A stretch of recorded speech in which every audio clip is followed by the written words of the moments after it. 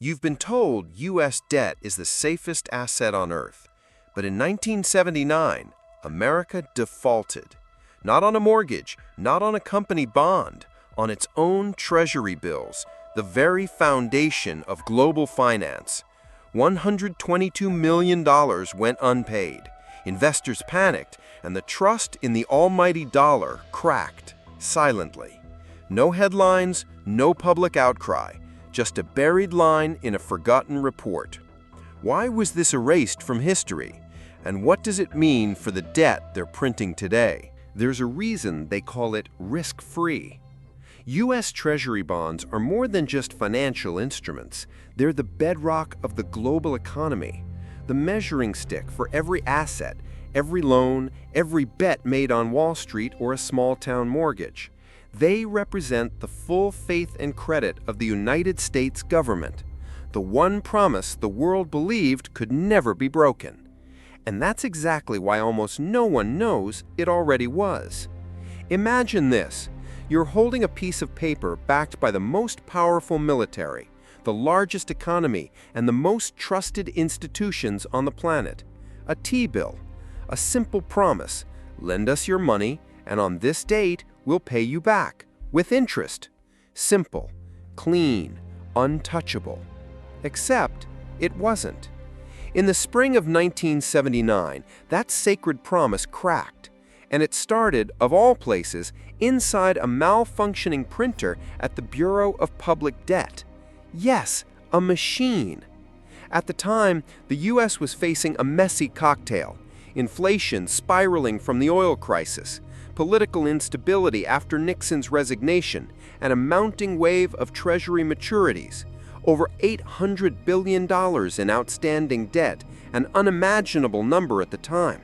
To meet those obligations, the government needed precision, but instead, it got a glitch and a strike. While investors expected their payments on time, a technical breakdown combined with a walkout by key Treasury employees caused chaos. Checks were delayed, settlements frozen, interest payments missed. On May 26, 1979, $122 million in Treasury obligations failed to clear. And just like that, the unthinkable happened. Now pause for a second. If this happened in Argentina or Turkey or even Italy, it would have been front-page news, a full-blown debt crisis. But this was the United States. So the story disappeared. No primetime address, no systemic warning, just silence. The official explanation? Back-office complications. The actual impact? A permanent scar on the U.S.'s flawless payment record and a spike in short-term interest rates that cost the government millions in added borrowing costs. So why does no one talk about it? Why was this breach of trust erased from textbooks, interviews, and financial histories? Maybe because acknowledging it would mean admitting the system isn't as bulletproof as they want you to believe. And if that one moment could be hidden, what else might be? If you've made it this far, you're already ahead of 99% of people who've never heard this story. This is the kind of truth we uncover every week. So if you value real financial insight that cuts through the noise, hit like, subscribe, and turn on notifications. Because the real collapse didn't happen in a newspaper. It happened in the silence. And silence, when protected long enough, begins to cost more than anyone's willing to admit. You'd think a default, even a quiet one, would trigger a full-blown investigation, that economists would sound the alarm, that headlines would spread, that trust, once fractured, would be questioned. But what followed wasn't panic. It was acceptance. Not public, of course. Behind closed doors, institutions took notes. Wall Street noticed. Rates shifted. But to the average citizen, nothing had happened. No announcement, no televised address. No sign that the most trusted borrower on earth had just broken its word. Instead, the system did something more dangerous. It adapted. Within weeks, the Treasury labeled the incident a technical mishap, blamed a backlog, blamed a strike, blamed the process.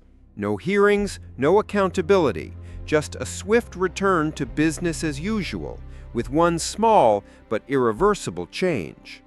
Markets began pricing in a new variable, the possibility, however remote, that even the U.S. government could default. The reaction wasn't loud, it was quiet and expensive. Short-term rates jumped. The yield on T-bills climbed sharply, forcing the government to pay millions more in interest to attract the same buyers. Foreign holders began asking questions no one had asked before. Central banks discreetly reviewed their exposure. Some even paused purchases. But the most unsettling questions didn't come from abroad. They came from inside. If this could happen once, what was stopping it from happening again? And if it did happen again, who would be allowed to talk about it? That was the deeper fracture.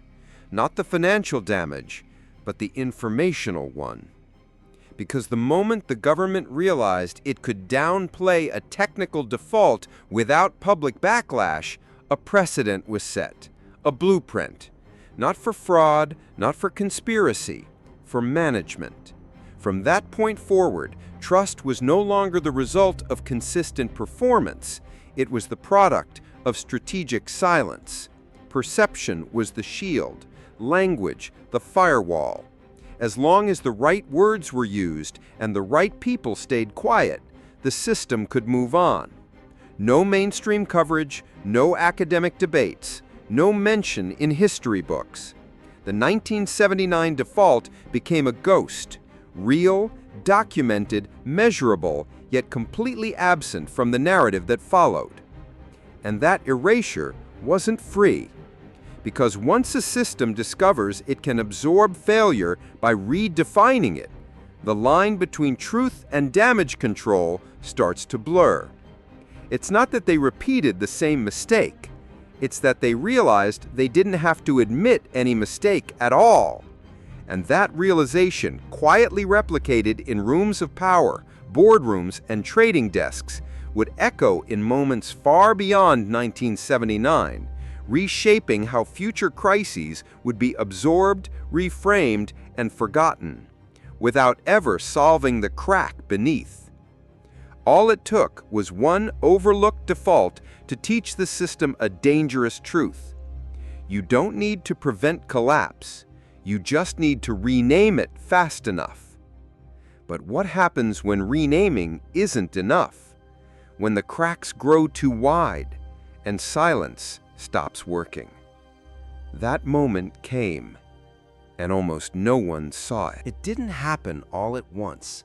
There was no explosion, no siren, just pressure building quietly beneath the surface.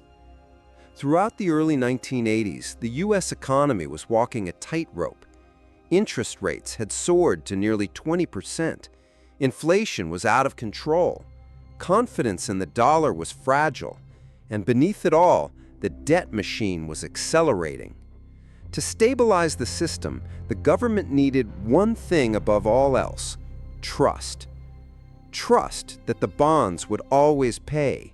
Trust that the Treasury could never fail. Trust that 1979 was just a glitch, not a warning. But the cracks were still there. Banks began layering their risk. Corporations hedged their exposure. Foreign governments demanded clearer terms.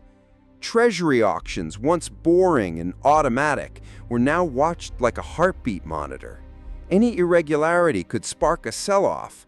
A misstep, a delay, a phrase out of place, and everything could shift. And then, in October of 1981, it almost did. The Treasury issued a batch of short-term notes, a routine operation, but the bids came in weaker than expected, much weaker. Demand wasn't there. Foreign banks had pulled back.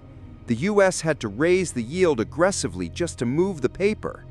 It was subtle, technical, buried in financial jargon. But to those watching closely, it was a red light. Because behind the spreadsheets and policy memos, a darker realization was spreading. The market had a memory. Investors hadn't forgotten 1979. They had just buried it until the symptoms returned. That month, internal memos circulated at the Federal Reserve. Quiet meetings took place between Treasury officials and major banks. They needed to restore confidence fast, so they crafted a new term: technical liquidity adjustments, a phrase that sounded clinical, harmless, controlled. But what it meant in plain language was this: the government was recalibrating how it would respond if demand for its debt ever collapsed again. Backup plans, contingencies, interventions, not to prevent failure, but to absorb it quietly. They had learned that the real danger wasn't the missed payment, it was the noise. If they could control the narrative, they could contain the fallout. So they built tools to do exactly that. Repos, temporary open market operations, liquidity windows, and above all, language. Crisis communication became policy, because the next time the system stalled, there would be no press conference, no apologies, just protocols. The machine would jam, the levers would shift, the numbers would be massaged, and most people would never even know. The Treasury didn't just survive its near default, it adapted into something smarter, but also something harder to trust. Because now every silence had a strategy, every delay had a cover story, and every bond came with an invisible condition: believe or don't ask too many questions. But what happens when the silence isn't enough to hide the damage anymore? When the entire world is watching and the cracks still show? That moment wasn't decades away. It was already loading. It came in 2011, a year that looked stable on the surface, but beneath it, the system was trembling again. Congress had reached a deadlock, a political standoff over raising the debt ceiling. A symbolic vote that had for decades been a formality suddenly became a weapon. For weeks, the U.S. government flirted with something it hadn't done in over 2 centuries, refusing to pay its own bills. This time, it wasn't a glitch, it wasn't a strike, it was a choice. And the world noticed. Rating agencies issued warnings. Foreign leaders expressed concern. Treasury auctions showed signs of stress. Behind the scenes, the Federal Reserve prepared contingency plans, not because the U.S. couldn't pay, but because it might choose not to. And that distinction terrified the market, because for the first time, the threat wasn't operational, it was ideological. The debt ceiling debate revealed something deeper: that the very idea of default had become negotiable, not in financial terms, but political ones. The risk wasn't in the balance sheets, it was in the incentives, the performative brinkmanship, the televised standoffs, the camera-ready sound bites, masking the fact that global trust was being wagered for domestic headlines. The sacred line between unable and unwilling had blurred. If the 1979 default was mechanical, this one was psychological. A threat from inside the system, weaponized by politics, enabled by precedent, and obscured by language. And then on August 5, 2011, the unthinkable happened again. Standard & Poor's downgraded the U.S. credit rating, not because of insolvency, but because of instability. The message was clear and historic. America's debt was no longer above question. The full faith and credit of the United States had been compromised, not by numbers, but by behavior, not by collapse, but by calculation. It was the first time in history a major rating agency had said out loud what no one was supposed to say: this system can fail. The White House pushed back. The Treasury objected. Economists debated the metrics, analysts dissected the models, but the message had already landed. Bond markets shook, global investors reevaluated. China issued a public statement criticizing American addiction to debt. Gold prices surged, the dollar dipped, and for the second time in 3 decades, the unbreakable promise had been exposed as conditional. Yet once again, the narrative moved faster than the consequences. The news cycle spun. Talking points were deployed. A few weeks passed, the markets calmed, and the machine rolled on. But something was different this time. In 1979, the event had been buried, removed from memory like a clerical error. In 2011, it was broadcast, then neutralized. And that may have been the greatest adaptation of all. Not to prevent collapse, but to redefine it in real time.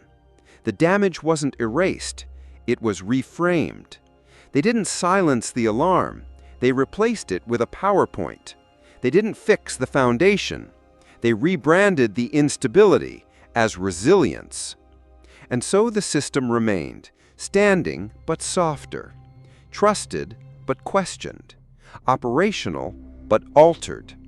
Not because it repaired the cracks, but because it learned to frame them as design. A performance of strength, sustained by repetition, optics, and the absence of alternatives. And while most moved on, comforted by the calm, a smaller group started watching more closely. Because if a technical glitch could become a default, and a default could become a downgrade, what happens when the next fracture can't be renamed? What happens when the illusion breaks in public? It wasn't a crash. It wasn't even loud. But it changed everything. In 1979, the system cracked and said nothing. In 2011, it cracked again and explained everything. The silence was replaced with language. The danger was dressed in definitions, and the audience reassured by repetition. But repetition does not mean stability. It means choreography. And a system that needs choreography to appear solid isn't. The first default was called a glitch. The second, a downgrade. If there's a third, what will they call it?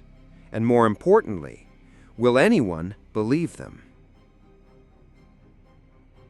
You've just seen a version of history they never intended to teach. If you value stories like this, stories that peel back the layers of illusion, like this video, subscribe to the channel, and stay close, because in a world of engineered confidence, the truth is never loud. It's buried, and we're here to dig.